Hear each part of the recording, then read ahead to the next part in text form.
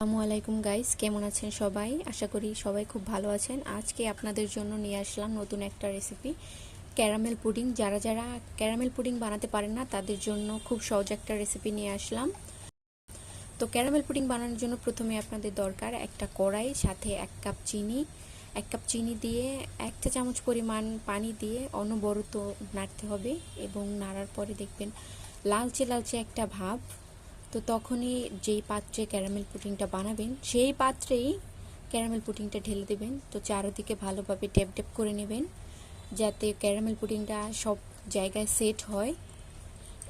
এরপর একটা বোল বা বাটিতে 2টি ডিম নিয়ে এবং 1 কাপ চিনি নিয়ে আপনারা ভালোভাবে ফেটিয়ে নেবেন। ফেটানো হয়ে গেলে ব্যাটার অনুযায়ী 1 কাপ দুধ দিয়ে আপনারা ভালোভাবে আবার অনবরত নাড়তে থাকবেন।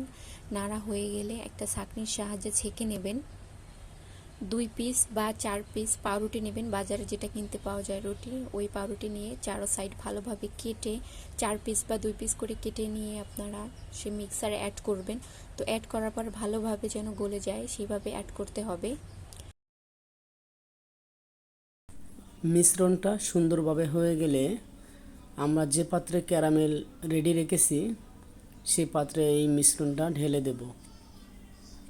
ঢেলে দিয়ে চুলায় তা দেওয়ার জন্য একটি কড়াইতে কিছুটা পানি দিয়ে স্ট্যান্ড বসিয়ে এর উপরে এই পাত্রটি রেখে 20 মিনিটের জন্য তা দিব। 20 মিনিট পর ফিরে আসলাম। আমাদের ক্যারামেল পুডিং অলরেডি প্রস্তুত হয়ে গেছে।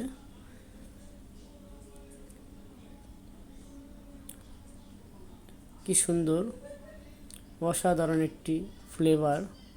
দেখতে যেমন সুন্দর হয়েছে, এটা খেতেও অনেক সুস্বাদু হয়েছে। আপনারা ট্রাই করে দেখতে পারেন।